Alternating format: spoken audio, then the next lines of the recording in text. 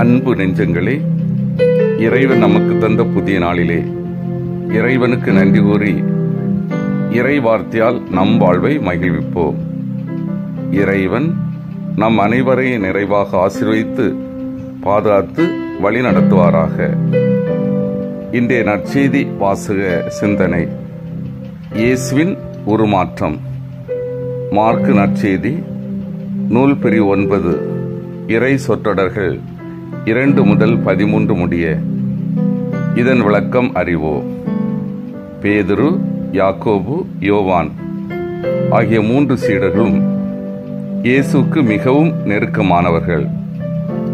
அவர்கள் இயேசுவின் வாழ்க்கையில் முக்கியமான நிகழ்ச்சிகளின் போது அவரோடு கூட இருந்தார்கள்.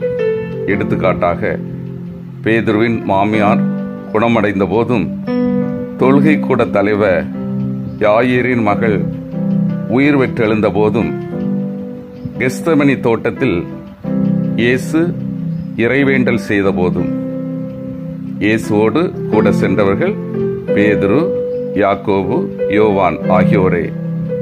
இவர்கள் இயேசு தோற்றம் மாறிய வேளையிலும் அவரோடு இருந்தார்கள். அப்போது இயேசு யார் என்பது அவர்களுக்கு வெளிப்படுத்தப்பட்டது. வானிலிருந்து வந்த குரல் இயேசு அடையாளம் காட்டுகிறது. இயேசு கடவுளின் மகன்.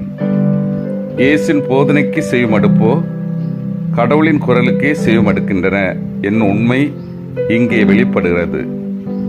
வானில் தோன்றிய மேகம் கடவுளின் பிரசன்னத்தின் அடையாளம்.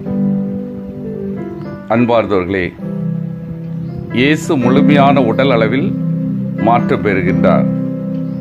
எதற்காக என்றால், இன்பத்தினை தவிர்த்து துன்பத்தினை சந்திக்க தன்னை தயார்படுத்த அவர் மாற்றம் பெறுகின்றார்.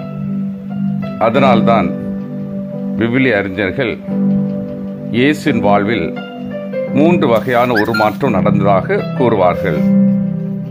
1, திருமுழுக்கின் வழியாக அவர் பொது பணிக்காக மாறுகின்றார். 2வது, தாபோர் மலை நிகழ்வின் வழியாக அவர் துன்பங்களை சந்திக்க மாறுகின்றார். 3வது, சிலுவை சாவு வழியாக இறந்து விண்ணக வாழ்வாழ மாறுகின்றார். இவை எல்லாவற்றிற்கும் பொதுவாக இருப்பது துன்பம். துன்பத்தினை தானாக முன்வந்து ஏற்றுக்கொள்கின்றார். இந்த உருமாற்றம் ஒரு சிறந்த பாடத்தை நமக்கு கற்றுத்தருகின்றது.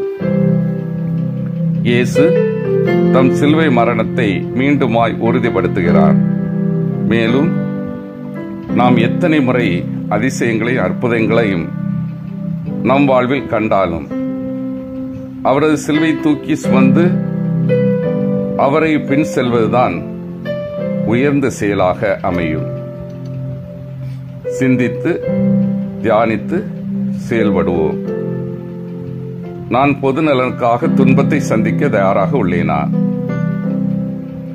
நான் மறு கிறிஸ்துவாக வாழ்வதை விரும்புகின்றேனா? நான் இயேசுவின் சிலுவை தூக்கி சுமந்து அவரை பின் செல்ல தயாராக உள்ளேனா?